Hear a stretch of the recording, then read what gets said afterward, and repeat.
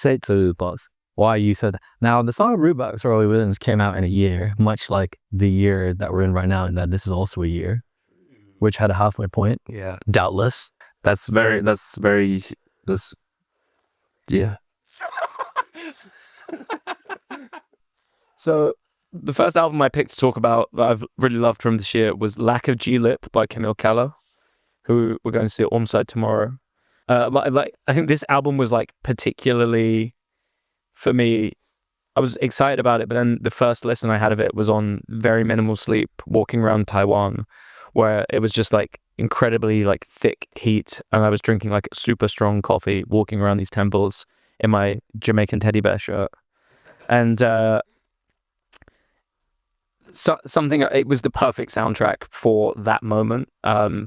It's just this really kind of thick intermingling of like a kind of hip hop sensibility with his use of what I'm assuming are like digitally processed strings and like orchestra sounds, but that they sound in their own way like very organic, and it really, really hit me. Lush, ballsy, silky. Yeah, there you go. There's some great. Are they the words that you used in the write-up? Perhaps that's it.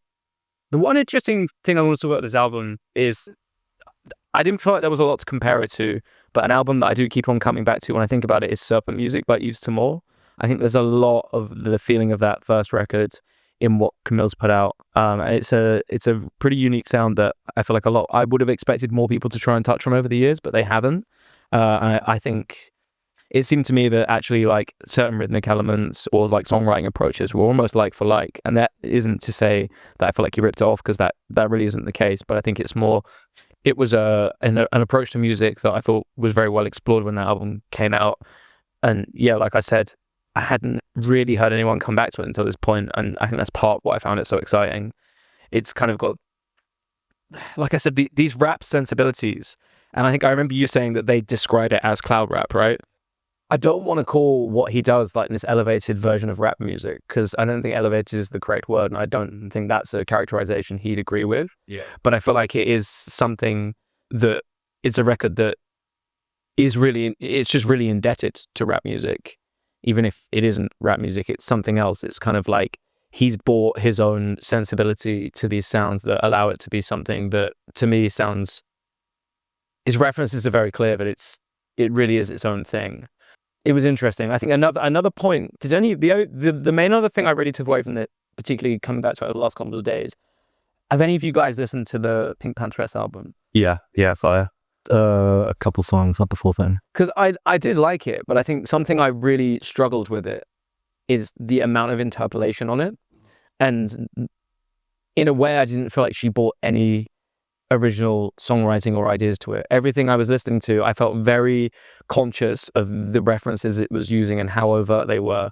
And there isn't necessarily anything wrong about that, because I've heard people talking about this with relation to the Dare, and this idea that a lot of the time, what an artist like the Dare or what Pink Pantheress is doing is they're being very upfront about their influences, in the sense where they're not copying, but they are curating. Yeah. And I feel like what was interesting with this Camille Keller album was that like there is one very clear example of interpolation in the cover of Shot for Me by Drake, but everything else, the references are there and they are very direct, but it's not curation. It's someone working over these ideas in their own way and with their own lens, and it makes it a really compelling listen to me, in a way that I like artists like the Dare and Pink Pantheress, but I think those are their fallbacks, and I think those aren't. I would see that as being maybe some of the weaknesses of their output. It is where, like, if you were to criticize it for lacking originality, that's where it lacks originality. Whereas this Camille Keller album, I feel like there is a lot of originality in there. It really is reworking its references in a much more nuanced way. The interplays thing is interesting to me, because I mean, we'll get into this in relation to NetSpend's iPod Nano, but I feel like Zoomers are given to like a kind of shameless nostalgia that is contradictory to the way they kind of like clown on millennials. I didn't pick up on, I can't say I picked, the Serpent Music comparison is interesting to me. I really would never like drawn that parallel. They feel like completely distinct, like lyrical worlds.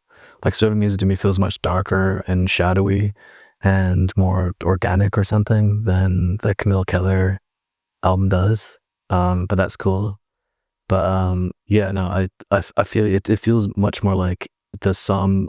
It feels more like the kind of like the sublimation of influences and kind of notes that he's taken from the music that he listens to, rather than this kind of like slavish regurgitation, like this kind of like reformulation the way that Pink Panther does. Like it takes a much more like original view of the music that it draws on, and which is why like which is why it surprised me that like I would never have arrived at cloud rap as a descriptor for it. But that, no, definitely not. But I think the rap influence is so clear. Yeah. In retro, like for me, it was only like in retrospect, only having just seen the literal fucking like hashtag like tag on like the sound of the Bandcamp that I upload.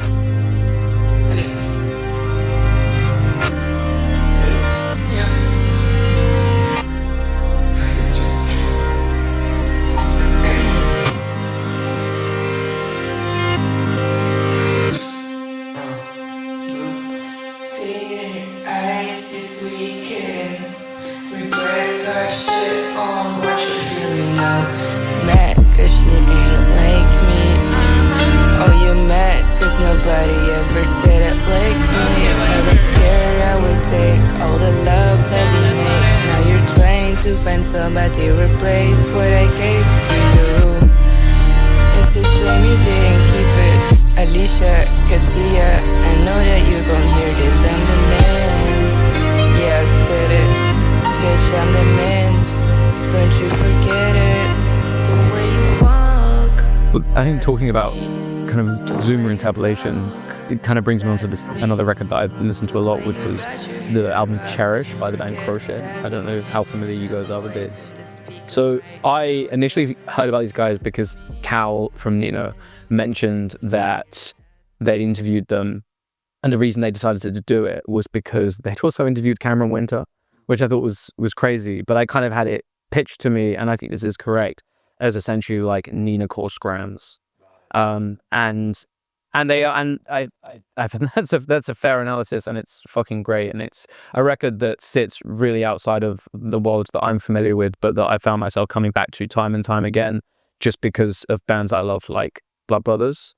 And again, they're not anywhere close to that. I'm sure if I said, "Hey, you guys remind me of the Blood Brothers," they'd be like, "You know what you're fucking talking about," which is true. I'm not a Scrams guy at all, but there is something about this Crochet record where you can tell that what they're pulling from is much larger than the like history of emo.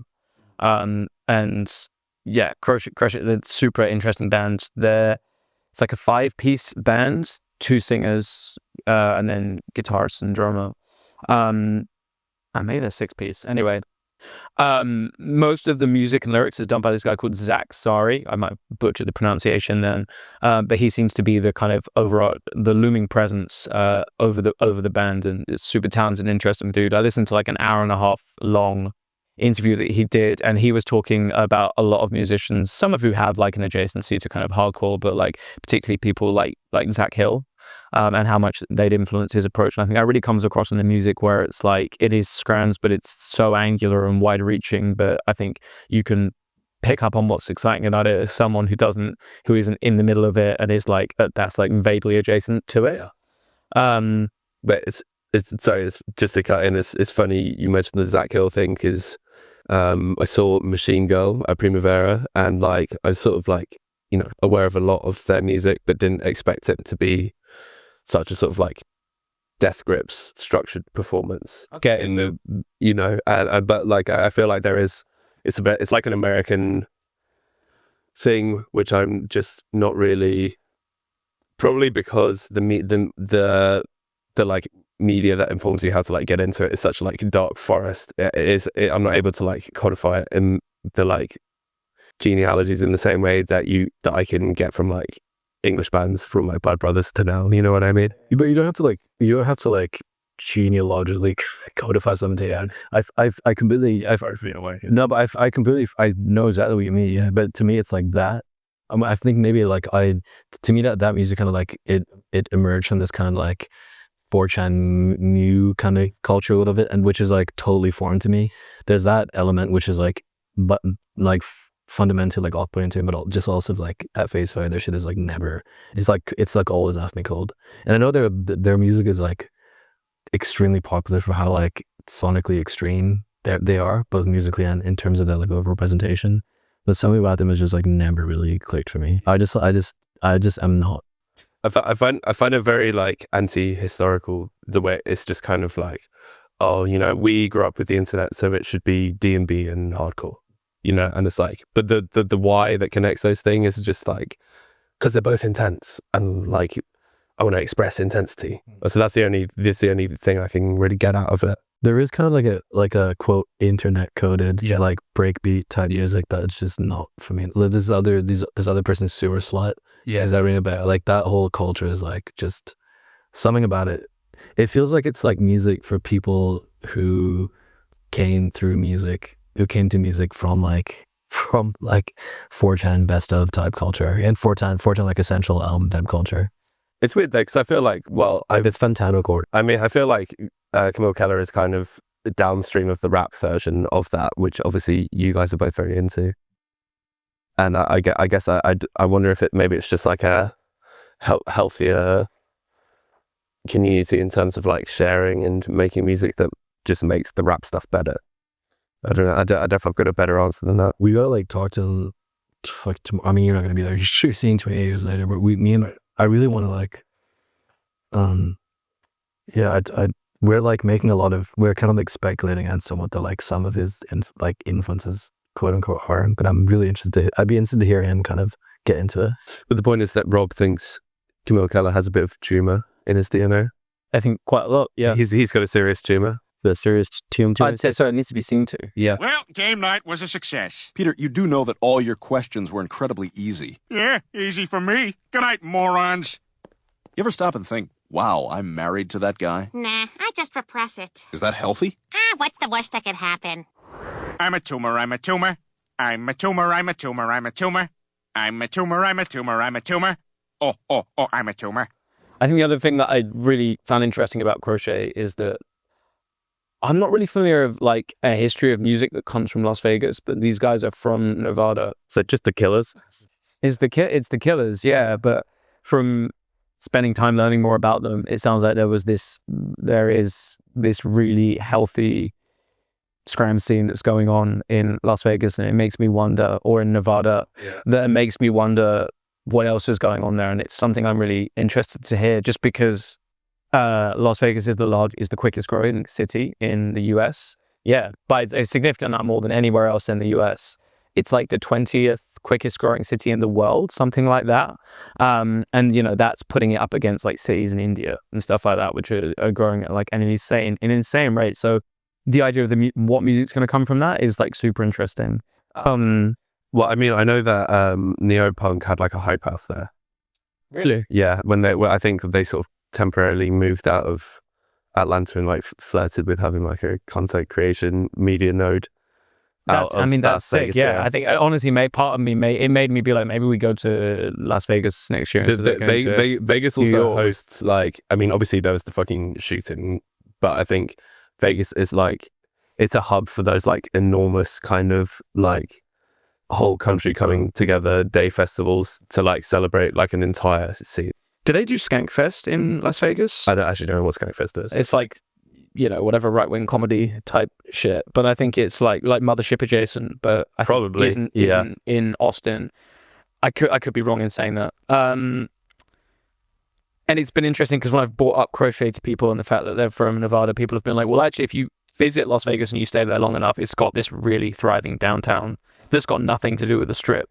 So it seems interesting, you know, what culture is being born out of a city that exists entirely to serve this like single strip, you know, because all these kids whose parents worked in the casinos, what are they up to? That to me seems super interesting. So yeah, shouts out Crochet. Have you been to Vegas? No, I really want to go though. Vegas is fucking sick. Yeah, this is it's making Vegas in and of itself, and then this little musical revelation has made me super interested in it for sure. I went there on a road trip when I was like a teenager with my family. Oh hell yeah! Like started off in LA, and like when you cross the California into Nevada border, all the billboards are like unlimited spaghetti for $5, but it's like these to like get you into the casino. Dude, Las Vegas rules. I was like that's how I would get into gambling. She's like eating loads of spaghetti.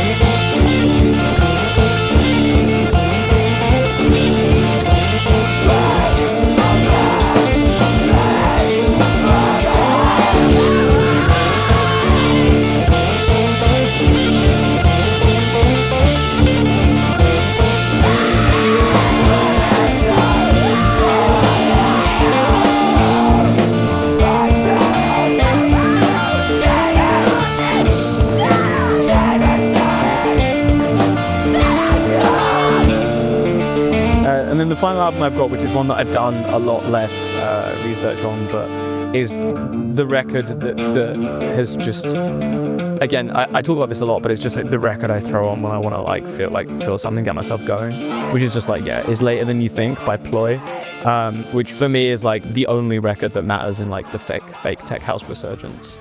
It's like, as like an English guy who like lived through like the 2012 2013 like tech house like boom, it's the one that really speaks to me as like something familiar, and I feel like Ploy's just really brought this kind of like tough UK sensibility to the kind of like loopy tech house that people are falling over at the moment.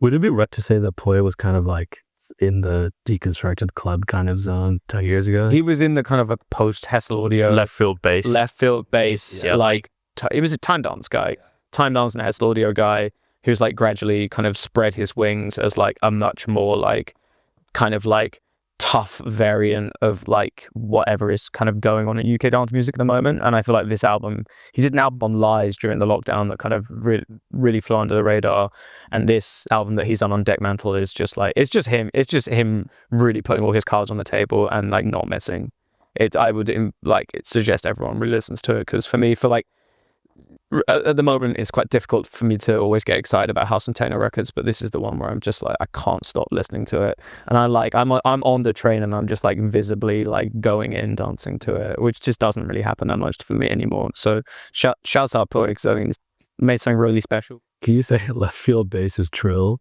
Left field. You're still in an Australian accent. Can you do it in an Australian accent?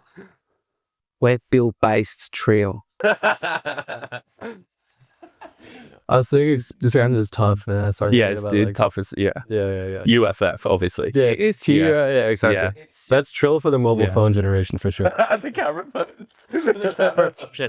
If like, you know, Loidus Anthony Naples is one version of tech house, which is limp wristed, this is the one that's banging its And fists those are on your the words. I tables. rock with the Loidus. I rock. Ploy is also jacked, right? So. Yeah, I rock. It's swole tech house for sure. I rock with it hard, and I don't dislike those other records, but I've been skeptical about the tech house resurgence, and this is the thing that's got me on board.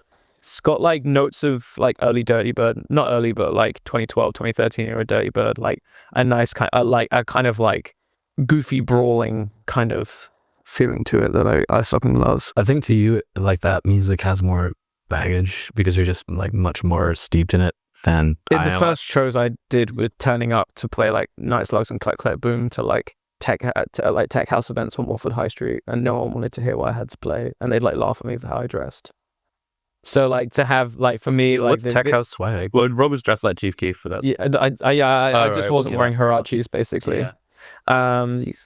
Yeah, I remember the guy booking me wearing Huaraches, and I was wearing like You were wearing Billabong board shorts. Huaraches was such a punch. I was wearing like I was dressed like a kind of like a rocker or some shit, you know, like leather jacket, like trousers with a turn up, and then like actual like DMs or something, and everyone was like, what's this guy doing? But yeah, and then wait, just to keep on this for a second, I feel like we've sort of beaten the dead horse of like UK club music for a while, and how it's on this sort of like hamster wheel of either like bourgeois hobbyism, like spatial shit, or like just kind of like boring tough trends going over and over. But I do think I do fuck with how like the people who really ride out for it are it's like it's really, I think the gatekeeping is good, basically. Yeah, I think Batu did a great job with assembling like the most interesting artists of that generation, who like, same with like Metrist as well, like continues to put out like great music. Yeah, shouts out Ploy. I have nothing else to say except like buy the album, play the songs in the club, you won't regret it. Particularly the song Strings, which is kind of like the lead single, is just like, it's just nuts. I don't understand how you can't listen to it and not just like want to throw it back a bit.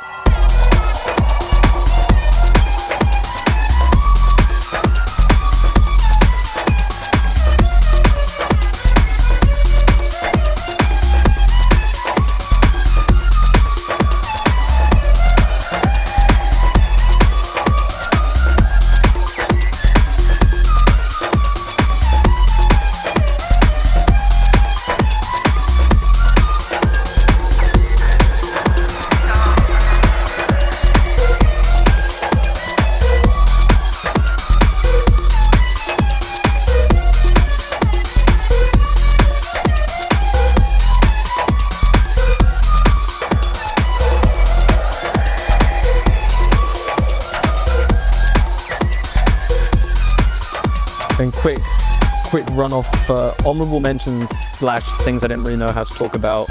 I've got Pure Hearts by Quiet Light. Not my favorite record by Quiet Light, but Just go listen to the episode. yeah, listen to the episode. Shit on the way up. Shouts out. Then I just said all Fakemink, because another thing for me when I don't know what to put on is I'll just throw on Fakemink SoundCloud and let it run. And it's because it is just banger after banger. But what I don't always know, because I'm on my phone, so I can't look at the dates, is like when anything came out. But it's like Kill Everything, which is like my favorite Fakemink song. I'm pretty sure that's from like 2023. So you know, it's a tough one to know. But then maybe something. I know, man. Easter Pink came out this year, right? So there we go. I saw on one of those like UK underground Instagram meme pages that like this time last year he had like 9k Spotify listeners. I didn't realize how crazy It's gone so quickly. Yeah. I feel like I just noted that one of his tunes is like one of the goated ones so far, but Easter Pink, Music in Me, and the Dear Part Mega Talk Echo 2K song, which personally I'm like not fawning over. Macca. But those Not crazy. Music in Me and Easter Pink are like nuts. It's just those two insane, songs man. alone in the same year is crazy. I like Maka, but I also want to give a shout out to when Davis said that he thought Fakemink would follow him back. It's not too late. Yeah. Dude, No, but Dude, can you look into the camera and say, Fakemink, please follow me back? Yeah. Fakemink, it's fine. Do what you want. But I do think it's a good read on like how quickly things have changed for like the UK underground or whatever. But I remember we talked about it and you were like, he doesn't know who you are, and he definitely does not. Yeah. That's like, yeah, a completely different world. He doesn't know who the guy in sunglasses and the Zara hat is. And then the last one is just like the Cameron Winter album, Heavy Metals. Again, it came out last year, but it's. I think it also speaks to the nature of like rollouts now, that like so much of the attention and interest in an album happens after it's out, rather than like you know you being excited. Yeah, exactly. It's like that album came out last year, but like he immediately sold out like a day at the Roundhouse. Yeah. Oh, well, to be fair, you were also basically saying that was kind of the moment where you sort of went all in on sort of being like an artist album songwriter guy rather than like a singles predominantly electronic music guy. The Fakemink to Cameron Winter spectrum. Yeah. I think Cameron Winter, once I heard that, Cameron Winter and Forward Music Project were the things that made me be like a type of music I really wanted to make sort of like 16, 17 years ago, but it felt too cringe. Is like now essentially cool. And that's obviously not true. That's just my interpretation of it. But it was the Cameron Winter record in particular where I was like, wow, this is insane to me. The songwriting is of such a high standard. It's so vulnerable. It's got like such a wide like sonic palette. And it's so well received, and like, for one of a better phrase, legitimately is also cool. That never seemed to be the case to me before that. And it was the same with hearing Forward Music Project. Shout out Nina Cal for almost not doing Green to them. Yeah, but it's funny because that's kind of what Cal said when he thought about it when he first heard it. Yeah. I'm done. I'm out.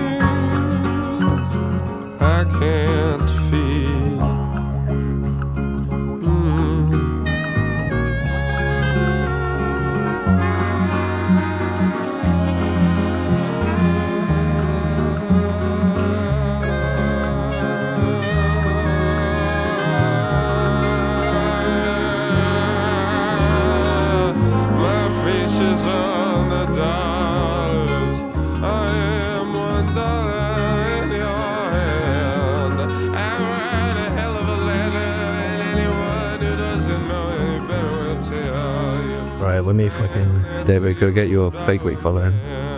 It's time. Let me... you want to see what... Is it Glazer Clock? It's Glazer Clock. Glazer Clock. I think Fakemink is really good. As I've said, let's reiterate. It's important to get more Desi representation. Myself and friend of, I suppose, technically friend of podcast, Tim. It was a constant point of debate because he was on team Fakemink is Pakistani for the longest time, and I insisted that it was Indian. He recently dispelled the fucking all doubts. He is certified half Indian. Take that, rack that up as a dub. Albums. Do you fuck with Algeria? We'll get to that in the North African corner. Yeah. I want to talk about Barker's Stochastic Drift. We definitely covered this like last time we were doing like album roundups. Like this is like what I just constantly find myself coming back to this thing.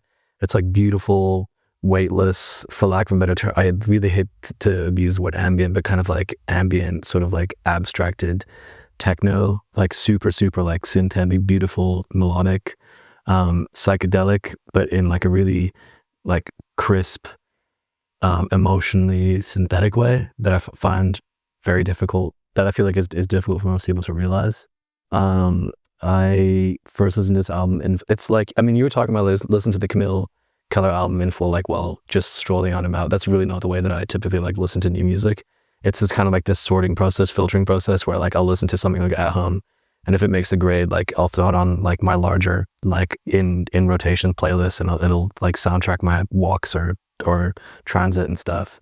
This is one of the few times that I like put the whole thing on for the first time, front to back, just while on about, and it fucking like slayed me. It was one of the first days that I could like walk around in like a t-shirt, and it was just so, yeah, perfect. I'm obsessed with Barker. I just knew that he would like deliver. I had like a very high confidence in him for the album. I forget the title of it. So you're taking credit.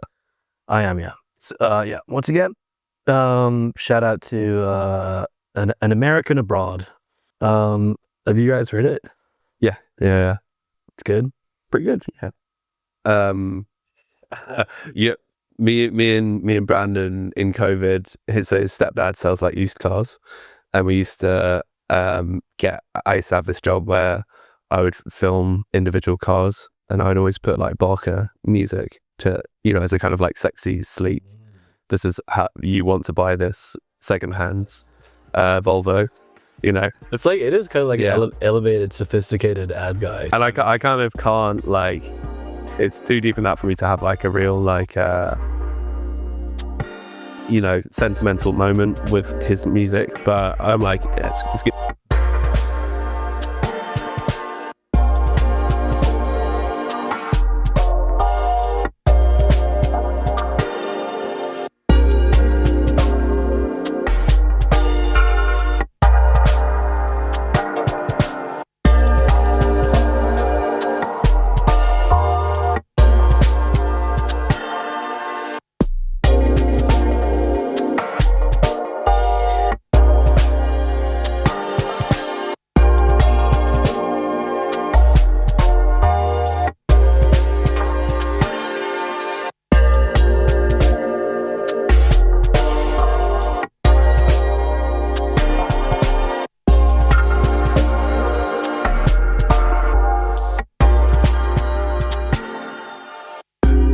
So I feel like I talked about this as well, like in a previous Boss Hog, but Shintiak's infiltrating Roku City